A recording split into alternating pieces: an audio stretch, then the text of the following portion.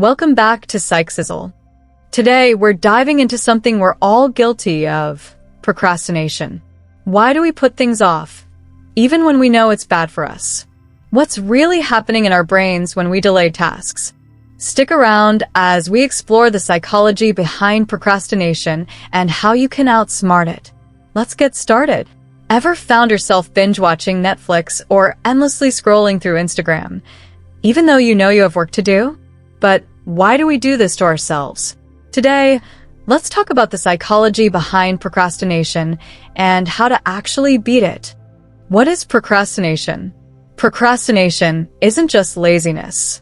It's actually a complex emotional reaction. At its core, it's about avoiding tasks that trigger negative emotions like boredom, anxiety, or self-doubt. For example, have you ever delayed starting an assignment because you're scared it won't be good enough? That's emotional avoidance. Let's get into the brain. Procrastination happens because of a battle between two parts of your brain, the limbic system and the prefrontal cortex.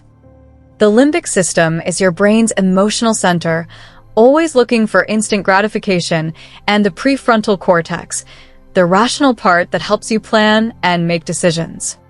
When the limbic system wins, you reach for your phone instead of focusing on that report. Fun fact, there's also something called temporal discounting. We value immediate rewards more than future ones.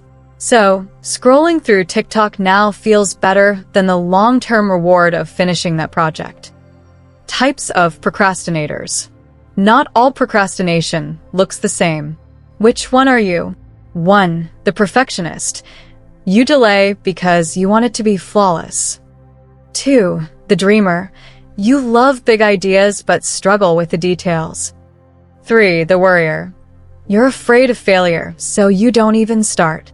4. The crisis maker. You believe you work best under pressure. Drop your type in the comments below. I'm definitely a perfectionist. How to beat procrastination. 1. The 5-minute rule. Just start. Our brains often see tasks as bigger and scarier than they are. The 5-minute rule tricks your brain by lowering the pressure. Tell yourself, I'll do this for just 5 minutes. Once you start, you'll often keep going because starting is usually the hardest part. I used this rule while writing this video script. I told myself I'd just outline the first point, but 30 minutes later, I was still going. 2. Break tasks into smaller chunks. A massive task feels overwhelming. Our brains resist it. Breaking it into micro-tasks makes it manageable. For example, instead of write a research paper, break it down into 1. Research 3 sources. 2. Write a rough intro. 3. Draft 1 paragraph. Pro tip: checklists are your best friend. Ticking off small tasks gives your brain a dopamine hit, making you feel accomplished and motivated to keep going. 3. Use reward systems. Our brains love rewards. Set up small, meaningful ones for task completion to make work feel worth it. Such as work on that essay for 30 minutes? Cool, now you get 10 minutes of guilt-free TikTok scrolling or a cup of coffee. Make sure the reward is proportionate. Don't binge an entire show after 10 minutes of work. 4. Time blocking. When you don't schedule your tasks, you'll likely push them off. Time blocking forces you to assign specific time slots for different activities. Example: 9 a.m. to 10 a.m. write paper. 10 a.m. to 10:30 a.m. break. 10:30 a.m. to 11:30 a.m. study for psych exam. Use tools like Google Calendar or Notion to visually block your time. Seeing your plan helps you stick to it. 5. Practice self-compassion. We often beat ourselves up for procrastinating, but that only makes it worse. Research shows that self-compassion reduces procrastination over time. Understand that procrastination isn't a character flaw, it's a habit, and habits can change. Now, for example, instead of saying, I'm so lazy, try, I struggled today, but I'll try again tomorrow. It sounds cheesy, but it works.